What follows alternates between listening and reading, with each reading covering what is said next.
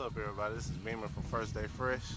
Got a very talented artist with us here today, man. Gonna let him introduce himself before we get started. Everybody, man, I'm Jasiel Ace, and I'm just your friendly neighborhood regular guy. Those rhymes are very irregular. We're gonna find out everything about him coming up, man. We happy to have you with us. Just stay tuned. Man, to start, man, just want to get a little bit about your background, man. I know that you're very musically inclined, but as far as rap in particular, what got you started with that? Man, in all honesty, bro, I'm probably gonna be real juvenile for a minute, but 8 Mile, like 5th grade, I remember like getting toasted in the classroom. Yeah, It lose was, yourself. man, I lost many times. Uh, look, I lost in the sauce. But no, seriously, like that's what really started me off that 8 Mile, because everybody was doing it. Like everybody was freestyling. That's when I learned what writing was, and it was like I can't freestyle, but I can write. And like I love rhymes from like Dr. Seuss, so like, it was kind of like a natural progression for me. So, who would you say are some of the artists that you look to for inspiration? Andre 3000, Chance the Rapper, Kendrick Lamar, J. Cole, Rhapsody, D1, Lecrae, Big Crit, definitely. Gotta have it, and that was 8. If you had to describe your music to somebody that's never heard it, how would you describe it? It's an experience. Like at the end of the day, it's going to make you think. If you're not writing down some ideas or something, like at the end of the day, you gonna kind of be not lost in thought, but your mind will definitely be firing on all cylinders after. And like that's the point, man. I just want people to think at the end of the day. Like I feel like that's a lost art. Right, I can agree. And you definitely have that talent, man. You can make somebody think. So with that being said, as far as constructing your music, do you go into it with that goal, or just like I have to make you think, or does it just naturally come that way with you being that type of person, more of a thinker? One, it's a journey. So like it never really stops or slows down or anything like that. But like kind of getting to the point I am now, now it's a natural thing. And I'll kind of go back. I have personal checks and balances when I'm writing a verse. Cause I mean I got verses. I mean writers write, rappers rap. You know what I'm saying? I got verses. I could do the other stuff, quote unquote the other, cause like that makes it us versus them. But I just at the end of the day, man, it's hard living life. It's difficult, man. I'm out here adulting now, and it's difficult, bro. Niggas be needing to know it, like what the real is, but also like there's some fun, there's some enjoyment. Like it ain't all bad. So like that's what I try to bring to the table, bro. Just different perspectives. Okay. So with your music being so touching, has there been any one in particular that has come to you and tell you that you've helped them through anything, or? It's crazy you say that, and I'ma let her tell you herself. NeoSooooul. Hello, hello, hello. Hello there. As far as his music goes, okay, we both were in similar situations. Pretty much, I used to cut, like self-mutilation, depression, like that was a thing. Yes, and his song, "The Sting," he basically told that point of his life in that song.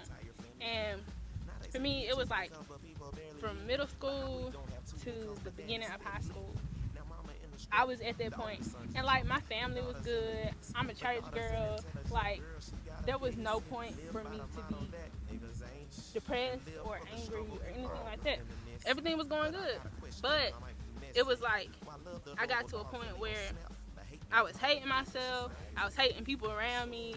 I was just at a very bad point in my life. And his song, "A Sting," came on. Because I did the same thing. I tried suicide like 3 times, and it never worked. And I was like, man, it got to be something. Because every single time that I tried, it was supposed to work. Like I was supposed to go. But I listened to his song because he came down from Oregon, I think it was. And he was like, yo, I got a project out. I need y'all to listen. Well, I listened to that song, and I hadn't told him what I was going through. That song, literally, it saved my life. And I know that can't sound like, I don't know. His work and his passion and his dedication and everything that he does it for people. And that's the point I think that he tries to give off. Like, everybody needs everybody.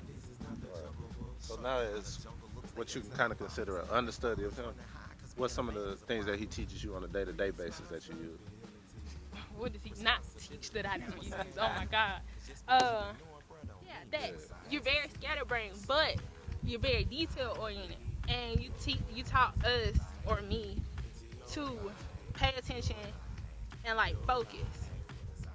People, I hated people for a long time. I already said that. Like I despise humankind. Like, legit. Like, I'm sorry. Like, I was at that point. I'm being real. I'm being honest. And he was like, fam, you gonna need people with anything that you do, whether it's school, whether it's work, whether it's music, whether it's writing, whether it's help, you gonna need people. There's no way to get around. So coming from the point where you quote unquote hated people to now where you're at a level where you're trying to cater to them with your music, you want to appeal to certain people. What's that transition like? It's crazy because everything that he said, I started to need. So as far as my music goes, I think like people. I think like how I thought as far as not liking people or not liking myself. And then going into my music to where, I know this may be how you feel. Right. So everything that I felt at that certain point, I put that in my music. And I make sure that it doesn't come off like I'm letting you know. Right. Like I've been there before. Yeah, So. like that was the place that I was in. And I understand. All right, so with that being said, I want to get back to you. To know that you touched somebody in that way where she literally just said that you saved her life or helped play a big role in that. How does that feel as an artist to know that your words had that much power? I'm just the vessel. Because, like, some of the stuff, the majority of the stuff that I speak, the majority of stuff that I see before it happens, like, all of that, bro, it can't come from me. You know what I'm saying? Like, I'm just keeping it that way. Like, it can't. It's impossible. So, like, I think that it's dope that I'm being able to be used, like, as the vessel to now plug other people in or, like, help other people, like, either recognize their full potential or either, you know what I'm saying, just, like, do what they love. Because, like, we from Moss Point. You know what I'm saying? At the end of the day, Moss Point, Mississippi, beautiful, beautiful place. But at the same time, like, we get the most shade. You know what I'm saying? We get all the shade. Yeah. Maybe it's because we're Definitely melanated. bottom But, of the totem pole and- yeah, but I just, it's something in me, and it's just like, you gonna be alright. Like, I could come back to Mississippi, I could come back to Miles Point and do what I'm doing right now, and like come back and like really build like this army remedy, like that's really about to take something over. And at the end of the day, it's much bigger than me. But it's dope that I was the one that was allowed to start it. Like, that's the dope thing. And that's stuff that people will never know. Like, truthfully. Like, once all of this is said and done, Remedy, because it's going to be much bigger than that. Because Miles Point is much bigger than that. You know what I'm saying? But once it gets to that point, like, this is just one of those things. It's like, it's like a culture thing. It's like, dang, you have to really immerse yourself in the culture to know that, this started this, and this started this, and this started this.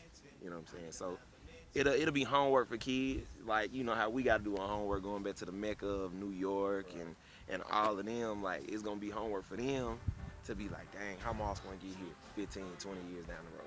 You know what I'm saying? Not even, it ain't going to be that long. But, for then, it'll be cemented. All right, so I definitely want to speak more on Remedy, but before we get to that, Moss Point in particular, that means your hometown. What does it mean to you? Man, Miles Point, good, bad, ugly, beautiful. Everybody say this about where they from.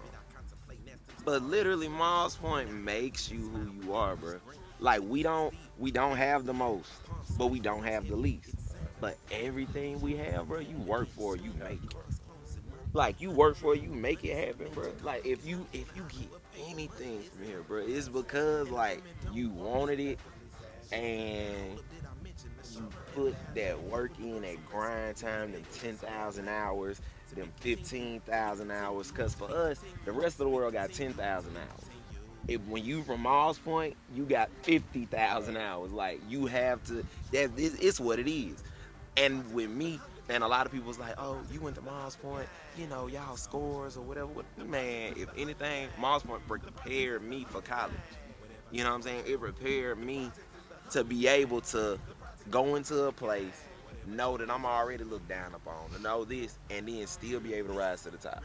And at the end of the day, not feel no way about it, not have to be cocky or anything, because it's like, bro, this is what we do, man. It's like, dude, we have no choice but to overcome. It's what we do. Like, I don't know. Like, people be tripping over it. Like, that's what I get gassed over.